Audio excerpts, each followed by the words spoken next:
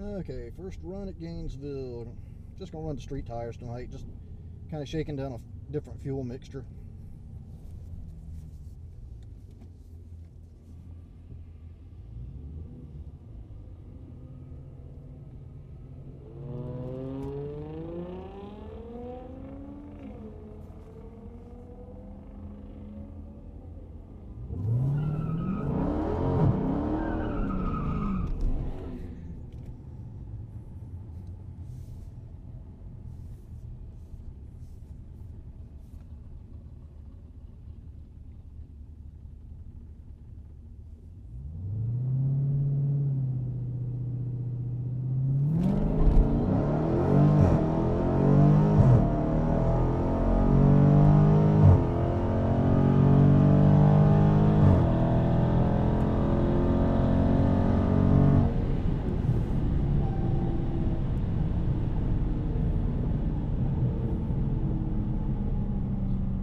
It felt a little soft, but computer's still relearning, so we'll try another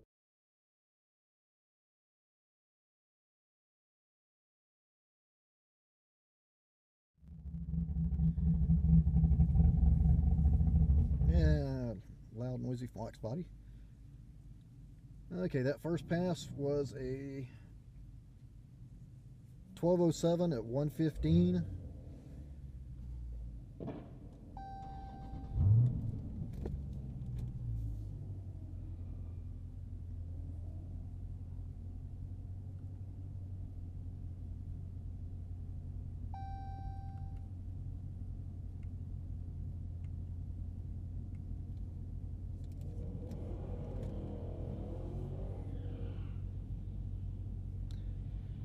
Had a 179 60 foot.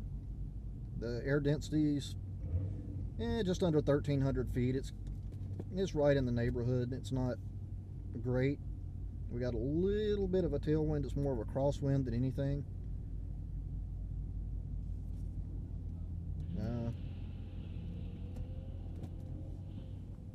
Pretty impressive pass so far. And the second pass after that was a 12:11 at 114 with a little bit of wheel spin.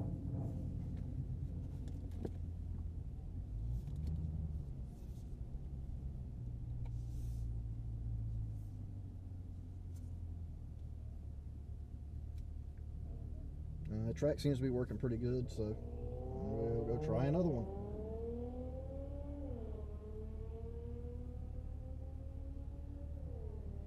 And I'm going to park the car and let it cool off for a while. And we'll see what it'll...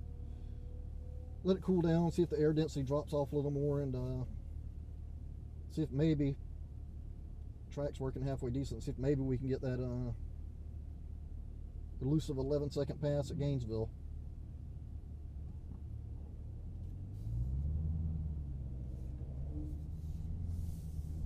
I'm hoping, but we'll see.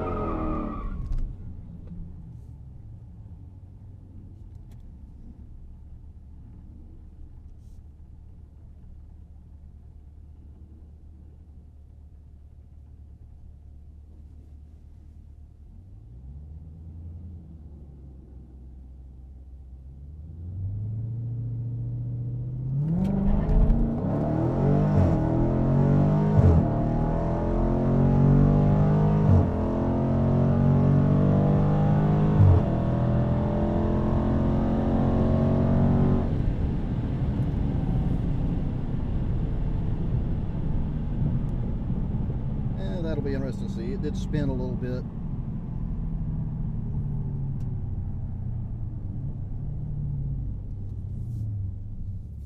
Come on, dude. Come on.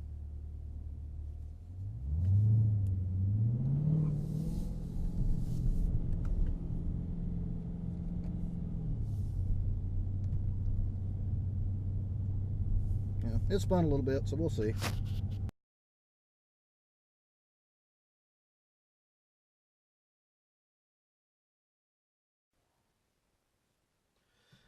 Okay, okay, guys. This is a wrap up video from Friday night. I actually had to leave. I left the track about 10 o'clock. It had started sprinkling rain, and Gainesville is infamous for shutting down their testing tune sections if there's any type of moisture on the track.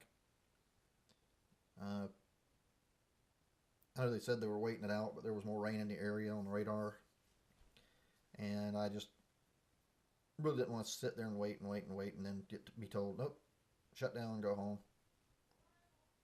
So it was kind of interesting results because I was running a E85-93 mix,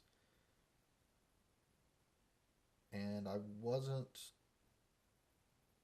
really sure how the car was going to react to it. Not with it being cooler out. I know the last time I ran it and was at the track, the car seemed to be more consistent, and it actually ran better than it had previously on straight 93 in similar conditions. So I was kind of curious to test it in somewhat cooler temps just to see how the car would react. It's kind of mixed results. I mean, the car did trap 115 miles an hour on the first pass when the car was still cool. You know, hot lapped it, ran 3 passes, and as usual, the mile per hour dropped off a little bit after every pass. The ET followed as well. It wasn't as bad as it could have been, but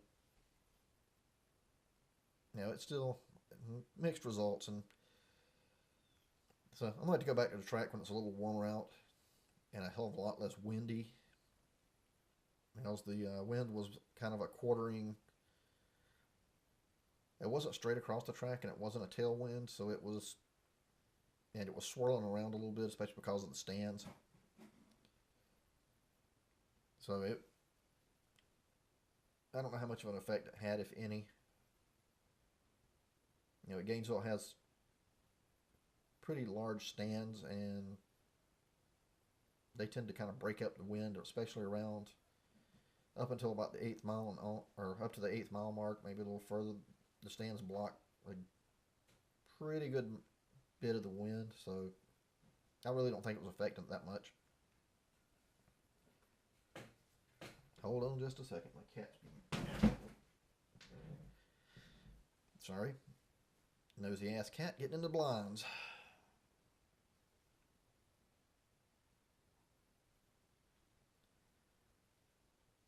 And trying to knock boxes over. Anyway, sorry for the interruption. And as you can see, I'm starting to put the video together to put up on YouTube. What I'm going to do is I'm going to take you through. I use drag times for my DA calculator to do the correction factors. DA last night was about 1,300 feet, give or take. It hovered about the same. I think when I checked it at 10 o'clock right before I left, it was down to right around 1,200. So I just took the mid reading because when we first got there at 7 o'clock, it was hovering about 1,400, 1,420. So I just took it right in the middle because I didn't check it at 8 o'clock when I was making the runs. And just based on what it had dropped from 7 o'clock to 10 o'clock, I just took a mid-level shot. You know, just said, okay, well, it's been dropping 75 feet an hour. And plus, it was really humid last night because it was raining in the area, so that was playing a big part in it. A lot of water in the air. Anyway, this is the correction for the first run. That first pass was a 12:07 at 115. It corrected out to an 11:90 at 116.668. The car felt decent on the run. It just didn't seem like them. It may be just me getting used to the car, but it just didn't seem to have that top end charge that it did previous times. So I really don't know. Okay, I'm back. Sorry about that. I don't know why the cat's being so annoying. Maybe he's hungry. I'll feed him after I get done with this. Little fur ball. But yeah, I use air density online to track the air density when I'm at the track, and then like I said, I use drag times. They have a nice little tool. It's in the if you don't know about it, it's under the drag racing tools and calculators uh, title menu, or it's under the tools menu, and it gives you a couple of different tools for correct for checking for horsepower based on weight and mile per hour. A couple other things, but it's a pretty handy tool.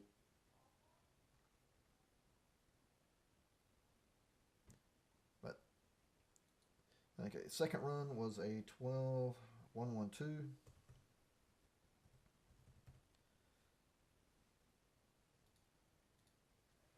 At 114.05.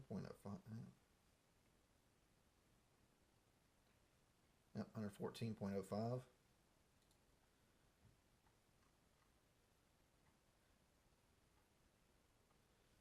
And as you can see, corrected out. It would have been another 11-second pass at sea level. 1194 at 115.68. That run was decent as well, but the car still spun a little bit. It had a 181 60 foot, which that's a dead giveaway that Gainesville really wasn't hooking like Orlando does. I mean, the best 60 foot of the night was a 179, so where normally the car 60 foot's in the 175, 176 range. So it would have been just enough, that's just enough wheel spin to keep me out of the 11s, which I kind of expected that at Gainesville. I was tempted to take the drag radials, but I was like, nope, I'm going to run it just like I drive the car. All I did was pull the air filter, reset the adaptives, and air the front tires up, air the rear tires down. Pretty simple, easy prep. Just that first run, the car sat for about half an hour, 45 minutes with the wind blowing across it, so it cooled it off really well. And like I said, if it had 60 footed a little better, then it probably would have ran that 11 even in the conditions.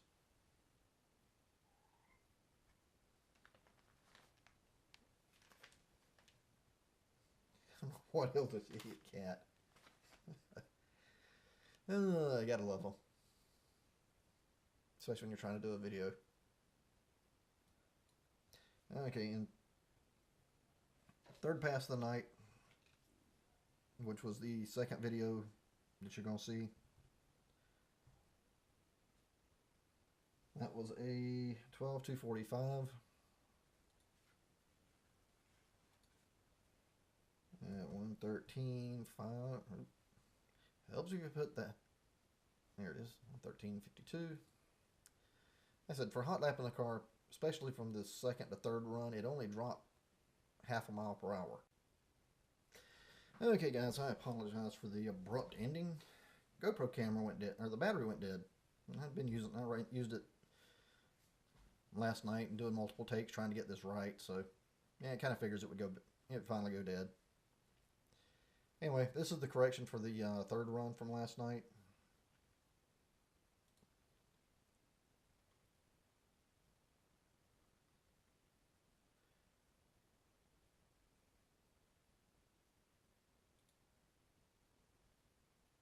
Website's gonna be slow. Okay, this is the correction for the third one. It would have been a 12.07 at 115. Basically, just what the first run was.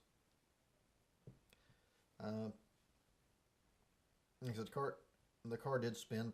You can hear it in the video. It's spun pretty good on launch. I was trying for that 11-second pass, but it just, I don't know, just the track wouldn't quite hold it, which I should have expected. That's Gainesville for you. Yeah, the results were all. It's kind of interesting for the simple fact that I was trying the 85 mix. Like I said, I had pretty good success with my EcoBoost running it. especially once the weather was warmer.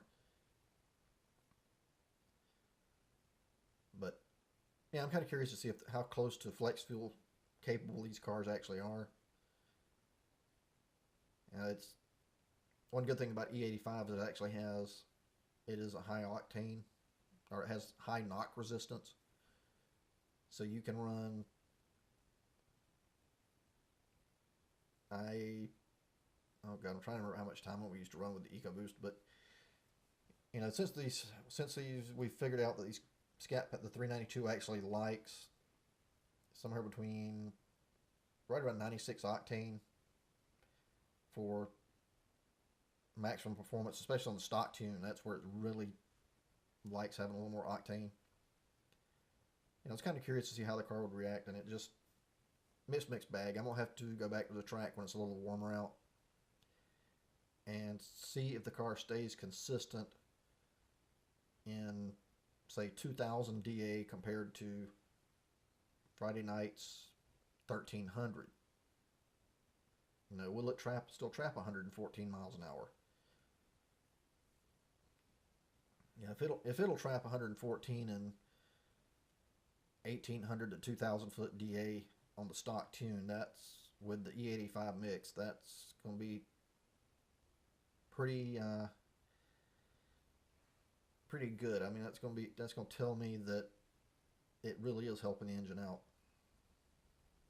Anyway, I'm getting off on a tangent here, but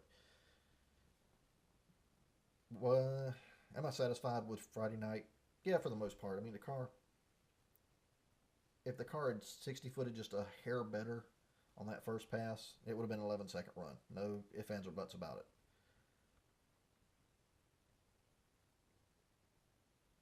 But it's still not an 11-second run at Gainesville, so I may have to wait till fall to get that. Once the weather cools off again. This was just a rare respite from the heat. It's supposed to go back into the upper 80s, low 90s. So next time they run Midnight Madness, I may go give it a shot just to try testing the fuel against in the different conditions. I'm hopeful, but we'll see. And the other thing I'm debating on is actually putting an aftermarket cold air intake on the car. Either the actual Mopar performance one, like the Shaker cars have, and then getting the tube to connect the headlight bucket, just like the Hellcat setup, but for the Mopar intake. Or possibly running I may give the K&N Typhoon a shot, or can't remember what the other one is. The Air Raid, and see if I can actually actually add to it, and kind of seal it up, like on that front part, right by the where the radiator support is, because it doesn't reach all the way across.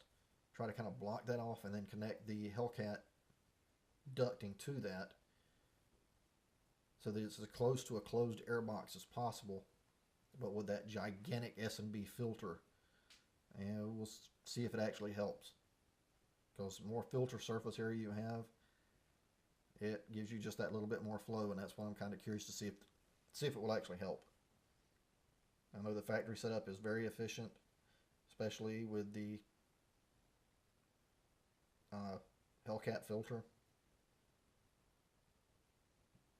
but I'm curious. That way, if I do that one, either or, and the car traps the same mile per hour as me pulling the filter,